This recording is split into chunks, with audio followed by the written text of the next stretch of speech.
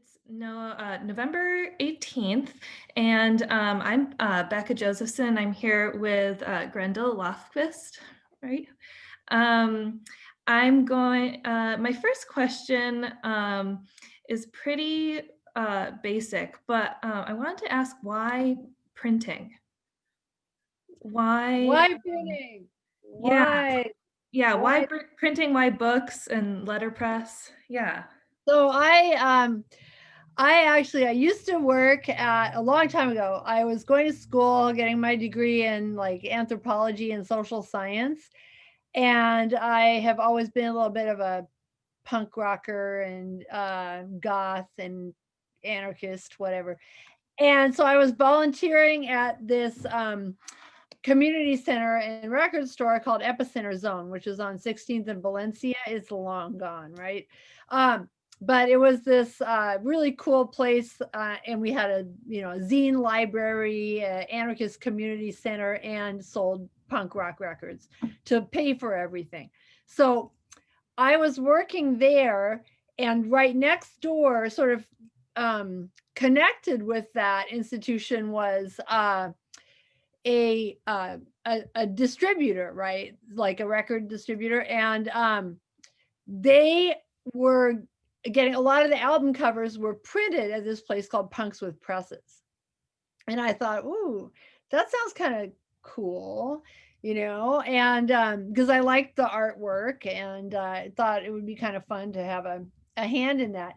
And my partner was taking a class at SF State in printing as part of just a general interest in graphics.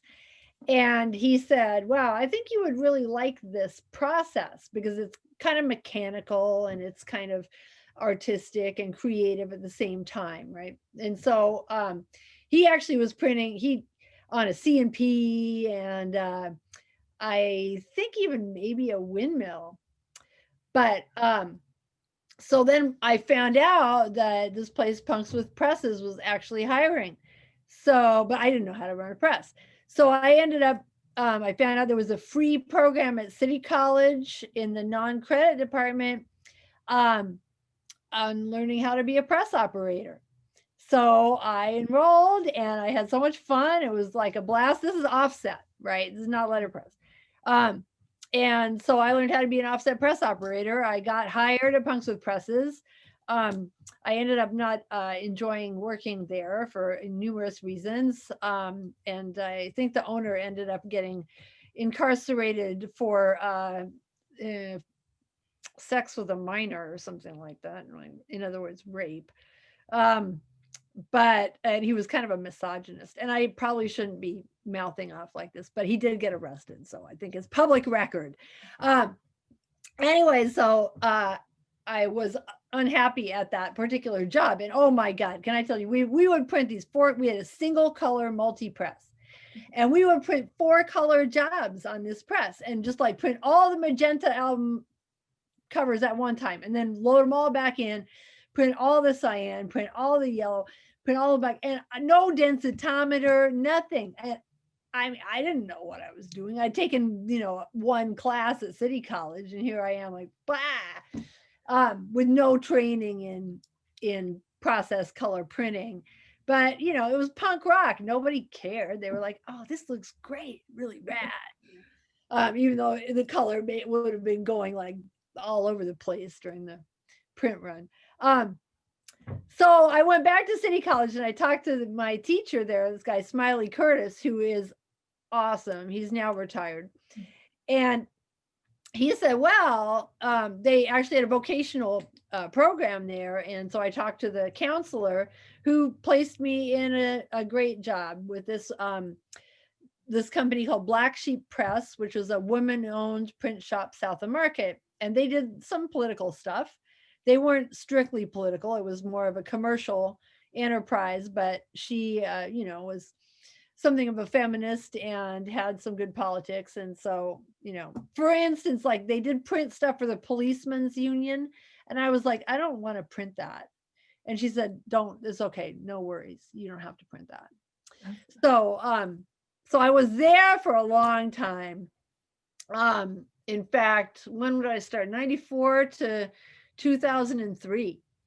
And then they ended up having some financial issues and had to leave town.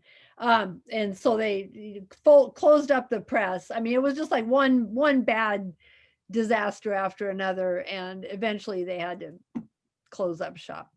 Meanwhile, I had during that time taken a book arts class at City College that was taught by none other than Kathy Walkup. And I loved it. I was like, wow, this is so awesome. So that was with letterpress. That was I only the second time I had done anything on letterpress. I'd taken another class at City College where we just did one little print job. But this was more full on. It was like a great class. It had an art component. There was mono printing. There was letterpress printing. So we would combine those. And then Kathy offered like bookbinding and just general project supervision. And it was just like, and I guess now they have discontinued that class at City College, which is a huge bummer because it was really great and cheap, right? City College is now free if you live in the city. But anyway, so that's how I got my start. And then so when they closed, Black Sheep closed, then I just like this got hired at Inkworks Press. I ran into this friend who I knew from like bicycle activism because I'm a big cyclist. I love cyclists. And I'm, kind of anti-car. So anyways, this guy was like, he worked at Inkworks Press. He was in the pre-press department. And he said, we're hiring a press operator. Do you want to come on over? And I said, hell yeah. Because Inkworks Press was like the epitome of printing for me in the Bay Area. It was a radical print collective, had been started in 1974 by a bunch of Marxists, right? Some commies. And because they wanted to print for movement, like either feminist movement or anti-war movement, all of those organizations, civil rights movements, places that you couldn't normally, you couldn't go to a print shop and say, will you print this radical flyer? They'd be like, no, I'm not printing that. In fact, I'm calling the FBI. So those places needed a print shop. Mm-hmm. And, so that job, I kept that job until Inkworks finally closed in 2015. Mm-hmm. And I still print letterpress. I've got a couple presses in my basement. I'm very fortunate to have those. And I love putting ink on paper and printing multiples of things. There's something so satisfying about that. My friend Raul Martinez, who teaches, he's a master calligrapher and he teaches at the Center for the Book. He came over today just to print his holiday cards. And I said that he could use the press. And it was just so exciting to see like stacks and stacks of his holiday cards coming flying off the machine. It's nothing feels so good. I think satisfying is a good word. It's very satisfying. It is. And it also, but printing is also just a complete like shit show sometimes. I mean, like, I remember we got this handout one time from Heidelberg, or maybe it was a little movie they sent out. And it was like, how many things could possibly go wrong during a print run? And it was something like 1,098 or something. And they detailed all of them. And I can't even tell you how many disasters, So sure. It's a mixed bag, right? When it goes well, it's very satisfying. And when it doesn't, you're just like, Jesus, why? Yes. Yes. That's funny. Well, I think my next question was, so you're primarily a teacher, you teach a variety of different places, right? How are you able to find time for those projects, your own projects? And does teaching help inspire your own work? Well, I am actually, at the moment, I'm education director at Letterform Archive. So I supervise the whole Type West program, which is part of that program is a year-long postgraduate certificate in type design. So I kind of fell in love with letter forms and type as a printer, especially as a letterpress printer. You can't help it, right? You're just constantly like, ooh, what typeface should I use for this project? And then you get, and maybe you buy a typeface or two if you have your own press, and then before you know it, you've got a whole lot of type lying around. But yeah, so I always try to keep my day jobs part-time so that I have time for fun printing. I mean, my day job is fun too. I've never done a job that I didn't think was fun because I would just die. What you life is short. You have to enjoy what you're doing. So I love as education director, I also teach a type history class for that program. But there's some nice breaks in between that.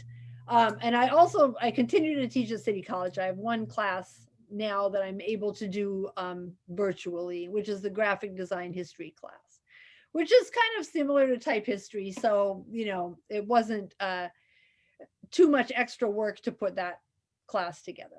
But yeah, it's always a struggle. I mean, I'm always like trying to not take on extra things, but then of course when a grad student says they'd like to take an hour of my time for an interview, I can't say no. So, I could be printing right now. God damn it. It does. It kind of always feels like I could, but I could also always be printing. Yeah. Mhm. Um, Oh yeah, so inspiration. I have to say yeah. that a good chunk of my inspiration in the last 4 years has actually been rage. I am so fucking Yeah. sick of the way our country is going. I mean, I'm a radical. Yeah, I worked for a decade at a radical print shop. That was one great thing about Inkworks Press, was being like on the same page politically with the whole collective and being able to, we had occasional little political differences. Like some people are a little more commie, some people like me, anarchist, and then some other people like almost a leftist Democrat or something, right? But that was it. Like we didn't get any more right wing than that. Um, so yeah, that's been like I've done a lot of printing of broadsides just during this current regime because I got to get that out of my system somehow, and printing is really good for that too, right?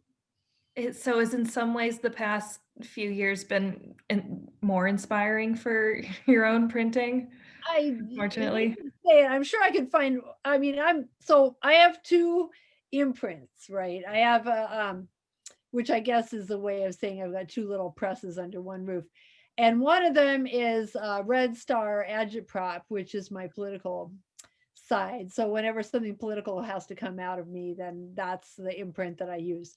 And then the other one is Cloven Hoof Press, which is my Gothic side. So every year, this is my promise to myself. I print a Halloween or a Day of the Dead card, whichever holiday I'm feeling more in line with that particular year. And so I make sure I get at least one Gothic project out per year. But then it's true, I've done a lot more political stuff just because I'm fed up. There's a lot of content, Yeah. unfortunately. Yes. What does your process look like from idea to creation of your prints? Oh God. Well, I especially like, so I have a lot of wood type. I was very fortunate to inherit a bunch of stunning wood type from this wonderful woman, Betsy Raymond, and which I think Mills actually got one of her presses as well. The Yes. a Vandercook 4, I think. Yeah. Um, and possibly some type as well. And anyway, so it's like you're going to make a broadside, a political broadside, you got to use the wood type. Nothing says, revolution like wood type. So I start off with like just a general, yeah, I'm not a graphic designer. I mean, I'm definitely not an artist. But I like to play around with the material, right? So, so I usually like try to come out with a layout. I do my layout on press. I have an idea of what I want to say, and then I like lock up the wood type, and then maybe like look at it and take a print and then decide to rearrange it entirely or whatever, right? And um lately I've been doing a lot of, I guess that you could call them monoprints, where you've got the wood lockup, and instead of inking up the ink rollers on the Vandercook, um, take brayers and like put ink on wherever, right? Just brayer it on. And then, so, and then that sort of evolves, right? I'll do one and be like, ooh, that's kind of cool. Let me put some more gold on here or whatever. So I never ever go into a print job with like, okay, this is exactly what it's going to look like. And it ends up looking like that. No, the closest that I get with that, that's why I find photopolymer a little challenging, because you really have to commit to that ahead of time. And then when the plate arrives, if you don't like it, then, oops, you got to order another one. And so that's why I kind of like playing around with wood and lead type is spontaneous, and photopolymer doesn't offer that. So I'd say with the photopolymer jobs, I really have to, focus on the screen before I send those off. And so those will look more like what I imagined that they would look like. That makes sense. Does that make sense? Yeah. Well, especially with the hand rolling, they can't all look the same. They're gonna change. Yeah. Yeah. Yeah. And the colors change over, over the duration of the job, because like they get contaminated and, Sure. but it's all good. Who cares? Right. They I all look great. Nobody's expecting them to look identical, because with the political work, the big broadsides, those I just print to take to rallies, and like just hand out. And I always keep a little addition for myself so that I, have a record of that.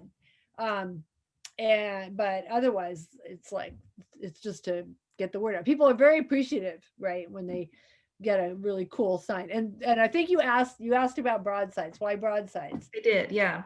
You can hold them up. You take them to the rally, they're big, you hold them up and you make a statement. You're not going to make a statement with a little dinky thing, right? I mean, maybe you stick it on if it was a sticker and you could put it on the bus or BART or something, but these are for, I've got big wood type, the wood type screams, and that's why. Got to work big. I usually think of broadsides as being something you're hanging up, but you're thinking of them as like signage, like to hold. Yeah. Yeah, and if it survives the rally, then maybe people put it up when they get home in their window or whatever. But maybe they don't survive. I don't care, as Right. long as they have an impact and make people, feel good and proud to be carrying a political sign. That's great. And I'm will say, so back in the day when I worked at Inkworks, we printed like a lot of political signs. We had one press that could handle the really thick stock that you need for a placard, and we printed some really fantastic designs. A lot of them came from Design Action, which was our spin-off graphic design bureau that is still operating in downtown Oakland right now. Well, I think they're operating from their houses, but anyway, so after Inkworks closed, and one of the reasons that we closed is that we had been sort of rendered obsolete by tech. I'm going to say that because whereas before, if you wanted to have a political rally or make some kind of political statement, you had to have a print. You had to have a flyer printed that then you would distribute, etc.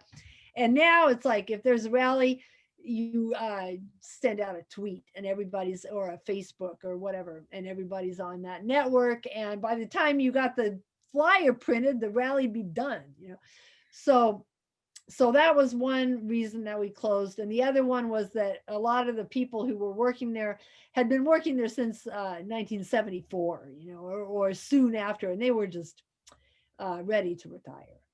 So, right. Anyways, what was the original question? I kind of started. Well, no, I guess it was kind of answering my question, which you already said, but about making political broadsides and kind of why the form of why broadsides, because you make because you were saying the cards, you do the cards too.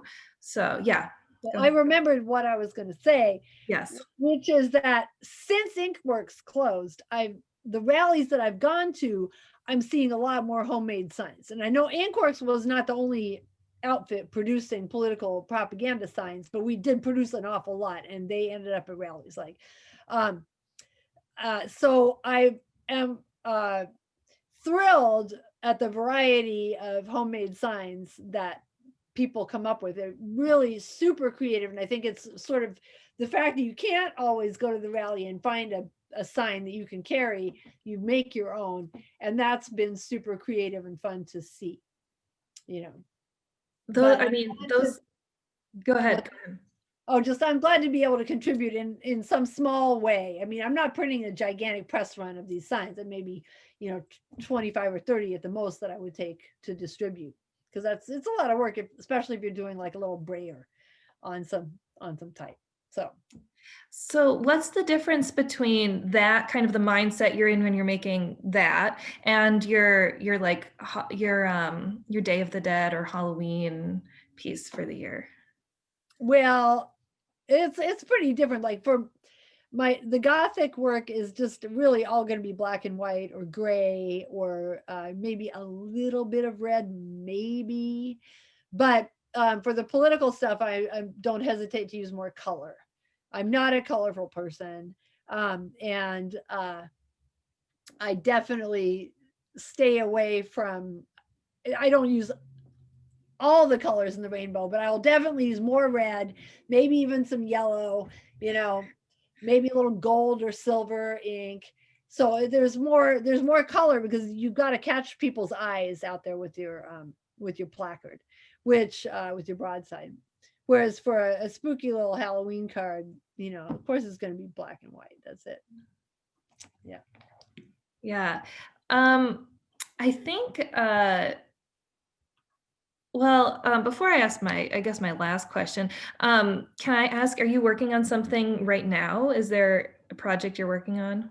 No, I just finished up the Day of the Dead cards. And so that is done. They went in the mail, and now I'm having a chill moment, even though I did help my friend Raul with his holiday cards. I don't do like a Christmas card or anything like that. Christmas is really not my thing. Um, I would maybe consider a solstice card, because that's something legit to celebrate, right? We made it around the sun, the big fireball in the sky one more time. Yeah, right. But so yeah, I don't have anything in the works right now, but anything could come out of uh Trump's mouth that could really set me off. Especially, who knows what's going to happen, right? If the Democrats don't grow a fucking spine and just 86 this guy already, we could be in for some serious trouble, right? Yes. Um, I guess my last question is that I read in some of your bios, there it says something about lettering lore, and I was wondering if you could share your favorite piece of lettering lore. Oh my God, there's so many cool stories about various dramas amongst type-based developers, or it's amazing. Humanity is just rife with drama, right? So it's kind of fun to read about. One of my very favorite stories is about Ben Franklin. Okay, so Ben Franklin was printer, and he was a founding father, and I guess he may even have had slaves, so he wasn't that great. But he was a smart guy, and he did have on his epitaph, I guess, even though he did all this other stuff, it just says Ben Franklin printer, right? That was it. So he was really proud of his uh, profession. And I guess so he was friends with this guy, John Baskerville, who did the font that we now know as Baskerville. And Baskerville did all these innovations to perfect his printing process. He was rich and he had a lot of time to goof around on the press, and he came up with this new transitional typeface. Of course, they didn't call it transitional back then, right? And that was really fine. They had finer lines, finer detail, and he wanted to print that really crisply. So he invented the process of calendaring paper. Nowadays we have super calendared paper, but he was the first one to come up with the idea of like passing a paper through a hot roller to smooth the surface out, even out those fibers. Um, and he also came up with a process to age his ink. I guess he aged it like 3 years, which gave it a real glossy sheen. He had made his money in this thing called Japanning, which I guess is like applying a lacquer onto furniture so that it looks like Asian furniture. I'm not sure. It was a real trend back in you know, the 18th century, I guess, when trade from Asia was coming to Europe. People like, ooh, Japan ware. And so he was like, I could do this. So he made these like knockoffs of Asian furniture. And anyway, so he used this varnish and he probably put that in his ink too, and it just made it really glossy. So the end result of all this technical perfection was that his typeface was super like crisp and in fact and shiny on this shiny paper, and people didn't like it. They complained. They were like, this is hurting my eyes to read this. You know, it's kind of like if you were to try to read a magazine that was like on super glossy paper and you're reading this fine text and you're just like, oh, my head. So people complained a lot. And Ben Franklin liked Baskerville's type, and he and Baskerville were friends. And Franklin had this acquaintance who came over, and one day he just started ranting about Baskerville's type and how it drove him nuts and how it hurt his eyes and how it was like just awful and so many flaws. And so Franklin was like, hey, hold on a second. I want you to point out these flaws to me because I have not seen them before. So he went off and he took a Caslon type specimen and he tore off the part that said Caslon and he brings it in because this guy's his acquaintance's favorite typeface was Caslon. So he brings it in and he's like, please, can you show me all the problems with this Baskerville type? And the guy like takes the Caslon type specimen and he's like, here's the problem, here's the problem, here's the problem. Oh my God, this is blinding me. You know? And so Franklin wrote to Baskerville later and he was like, I spared this gentleman the pain of knowing that, you know, his beloved Caslon type had all these horrible, painful errors in it, which he did not ever discover until he thought it was your typeface. So anyways, that's one little story that's quite amusing. And then of course I don't, you know, I do have print jobs to do, but there's the story about Beatrice Ward too. Do you know that story? No, I don't know that story. So Beatrice Ward was a researcher in the early 20th century, and she was really a big type fan. And she was doing some research about some early like incunabula typefaces. And she found out that she did some comparisons, side-by-side comparisons with specimen sheets. And she found out that what had been assumed was a Garamond typeface was not a Garamond typeface. It was actually done by this other guy, Jean Janot. And she wrote a paper about this and published it, but she wrote it under a male pseudonym because, you know, women, we don't know how to research, and, you know, she knew it wouldn't go anywhere if she wrote it under her own name because women, there was so much sexism. It was ridiculous. I mean, it's bad now, but I think it was really bad back then. And so she published it under this guy, fake name, Paul Beaujon. And the Monotype Corporation, which was at the time one of the very largest producers of type, read the article and they were like, oh my God, this person writes so well.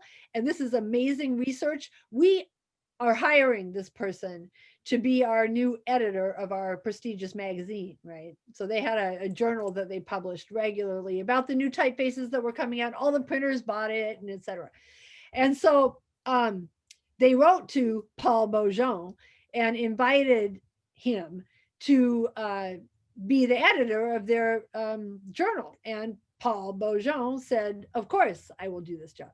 So when Beatrice Ward showed up at the Monotype headquarters to assume her new job, they immediately thought she was there to apply for the position of secretary, because that's the only job that a woman had ever held at Monotype Corporation up until that point. Wow. To their credit, once they found out what happened and she copped to writing under this fake name, they hired her and she became their editor. And she had a lengthy career, and she wrote a lot of really interesting stuff, and a little flowery for my taste, but she, she got the job. That's Pretty very cool. cool. Because they could have told her to bug off, they really could have. Right. So there's like a famous picture of like the entire Monotype Corporation, like the directors, and it's all white men, obviously, and then her. That's it, right? Wow. Crazy. I Good thing we don't have to deal with that kind of stuff anymore, right? I'm gonna be looking up more lettering lore now. It's very fascinating. Such cool stories. Yeah. Well, it's amazing.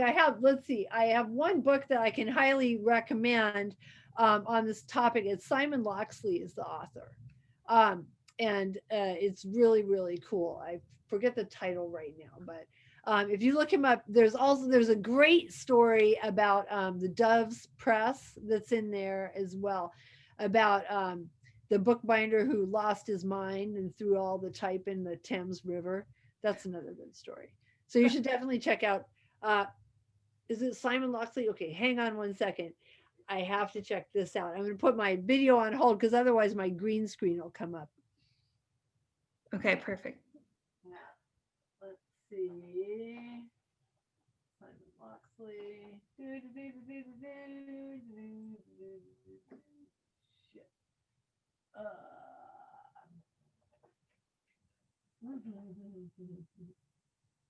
Yeah, it is. Okay. Type, of course, this, I have to like stand in front. Type The Secret History of Letters. Cool. That's the book by Simon Locksley. It's really good. It's got all kinds of juicy stuff in it. That's I want to read about a real asshole. There's the Fiona McCarthy's biography of Eric Gill. Tells you all you want to know about that. great. Well, thank you so much for sharing. Is there anything else that you want to add before we're done? I think I've really been mouthing off a lot. So You're good. just we're hoping for a good result in January. Even I won't even care if it means fewer political signs out of me. It's going to be worth it. And Right. yeah, and hopefully a vaccine as well. And we'll actually spend some money on getting a cure and correct messaging about wearing masks, etc., from our government. Anyways, yeah, thank you so much for giving me this opportunity to blather on for an hour. And I hope you have a great semester. Thank you.